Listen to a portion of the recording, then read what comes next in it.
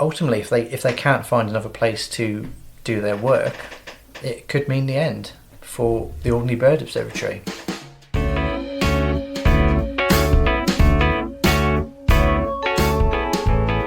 Welcome to the Bailiwick Express podcast. My name is Matthew Leach. I'll be joined each week by a guest for a series of podcasts. Each will shine a light on topics from across the bailiwick. The format will change week to week. We'll have debates, reviews, hot seat interviews and special guests. So stick with us as we offer some insight on some of the most important issues we in the bailiwick face.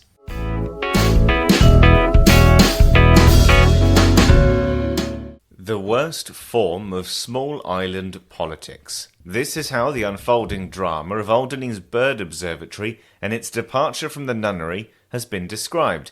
It's a complicated story, with different characters, states, plots and data breaches all coming into play, with its beginnings tied with an ugly split from the Alderney Wildlife Trust. It's a story that caught the attention of our editor, Aaron Carpenter, who sat down with me to pick apart the torrid tale and explain why the internationally renowned observatory could be gone for good. Welcome again to the podcast. Another one of these in-depth looking into stories that we investigate in the week, which is great fun. I know you enjoy it. So we're going to be talking about the Alderney Bird Observatory. And obviously it was faced with a big decision this week and will lose its tenancy at the nunnery. Tell us, where do we start when trying to understand why this has happened? Well, I think the key date in this was back in 2018 when the Alderney Wildlife Trust, which was the Bird Observatory's parent company, actually split. So there was a lot of mutiny there. There was some disagreement about priorities and objectives for what each organisation wanted to achieve. And that rift has kind of emanated, I think, through the island since. Both sides of this debate are claiming misinformation on the other's part, which tells you something.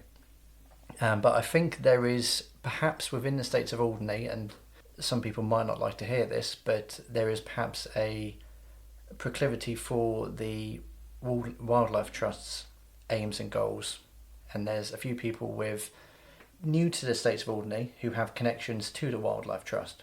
So there's this kind of narrative in the background, which is being obviously pushed by those involved with the Bird Observatory, that actually there's perhaps a bit of a plot going on against the Bird Observatory.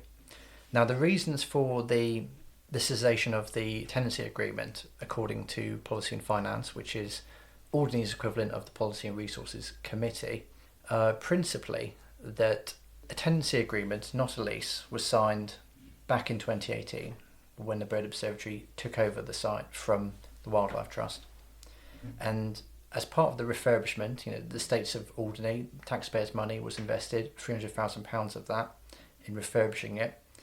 Part of that tenancy agreement was that the Alderney Bird Observatory should develop a wider conservation centre beyond just birds, and that any profits it made beyond anything that exceeded running costs should go back into the refurbishment of the site.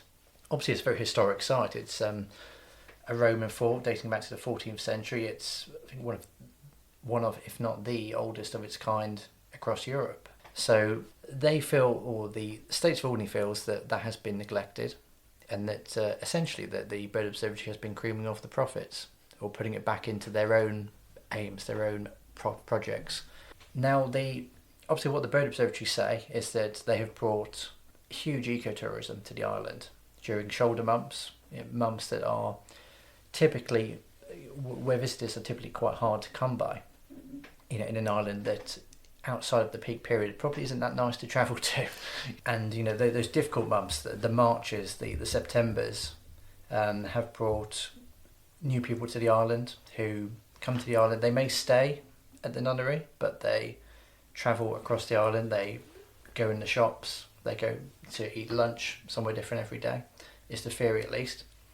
And that has a kind of economic multiplier effect, which benefits the whole island and the whole economy. However, there's been a lot of enraged businesses over there, other companies in the accommodation sector, who say that actually, why is this one organisation getting a state subsidy? Why is it being allowed a peppercorn rent of £99 per year when actually it's offering something that's commercial? It's bringing people over to nunnery, allowing them to stay in their 10 rooms there. So is that what the nunnery is used for? Because for people who might not know what the nunnery is Yes. and what the ABO uses it for, is it accommodation? That's one part of it. There are still other events, historic and themed events that take place at the fort, but probably its main use in recent years has been as a bird observatory with 10 self-catering rooms complementing that. So you can essentially go on a destination holiday to the nunnery, and you don't have to book somewhere else in the island. So there's companies obviously that feel that that's not really benefited them as much as the bird observatory says it does. I'm really interested to know how John Horton comes into all of this. So John Horton was really the man who pioneered the whole project. So he moved to the island in 2016. His background was in as a wildlife crime officer for the Metropolitan Police. He says he went on a career break, ended up staying longer than he maybe anticipated. The Bird Observatory has been a success. It became accredited in 2019, which is a significant feat. It's the only one in the Channel Islands to have, the only one of the Channel Islands to have a bird observatory, and it has undoubtedly brought a new kind of interest to the island. I mean, Alderney is a destination that perhaps would not pop up on everyone's radar, but if you have something like this which is quite specialist, and there are a lot of enthusiasts about birds and learning about migration patterns and tagging, so it has brought a new market to the island, and it's been, I think, purely from the charity's point of view, it's been well led by John Horton as warden and the small team of volunteers and staff there. However, it seems to have got very personal between this charity and the Alderney Wildlife Trust. It feels like there is a lot of small island politics going on, and that's the allegation, certainly on his part. Is this the data breach we're talking about here? So the data breach was that as part of the end of the tenancy agreement, John Horton, who is employed by the State of Alderney as warden, was dismissed.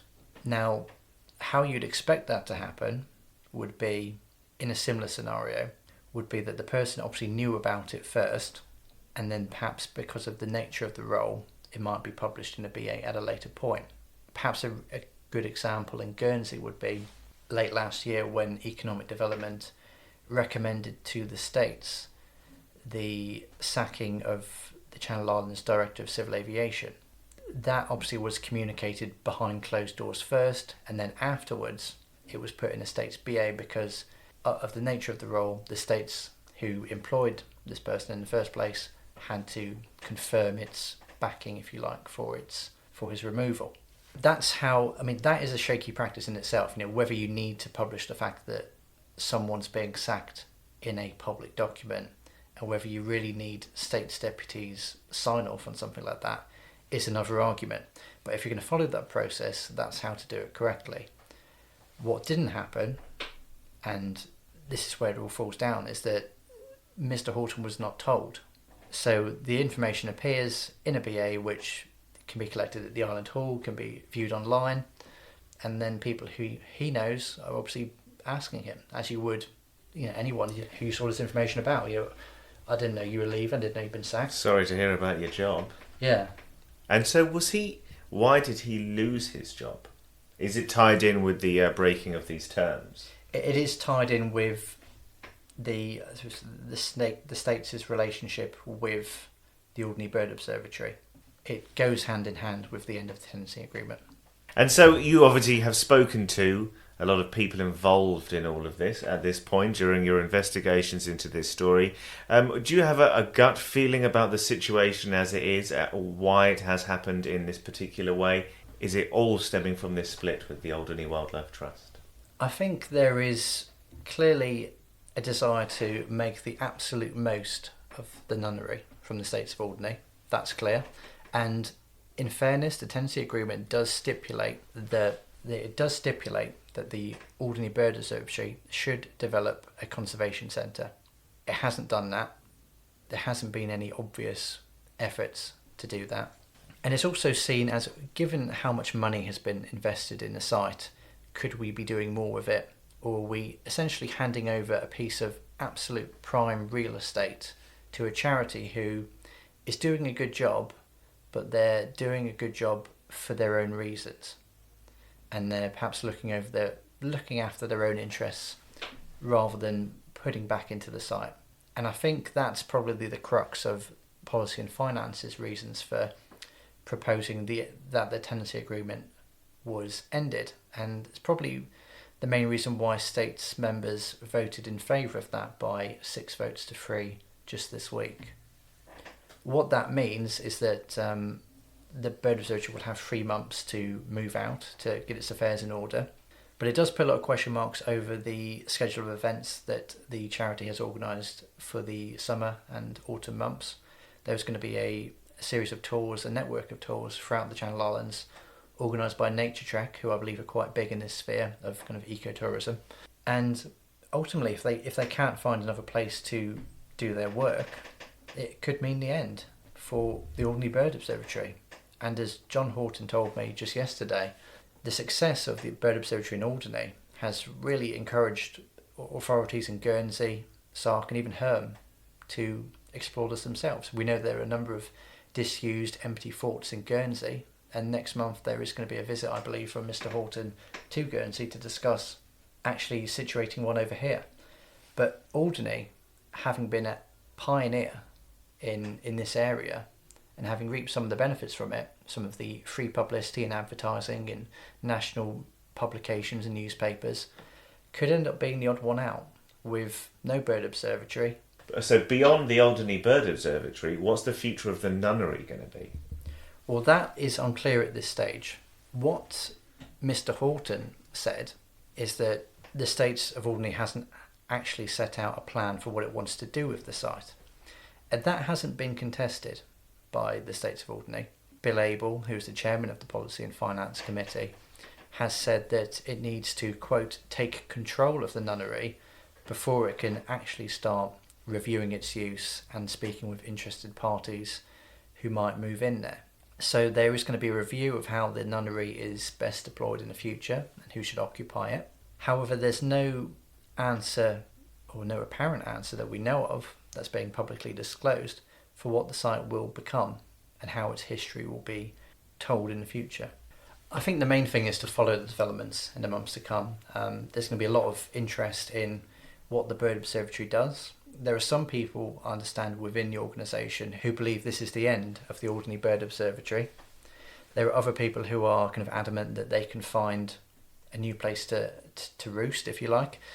But the opportunity to build on the great work that's been done in the last 5 years could well be lost, but hopefully it won't be. It would be a shame for these parties all involved to be left with a bitter taste in their mouth over something that's very positive, really. It has been, and there has been a call for both parties to perhaps work together more in the future, but it feels like it's maybe too little too late. And even in some of the comments that have come out in the last day or two from Policy and Finance, there's still reference to disagreements, there's still reference to misinformation. These comments are not coming from a place of trust and from a position or perhaps even a motive of wanting to work together. I think it's probably a facade.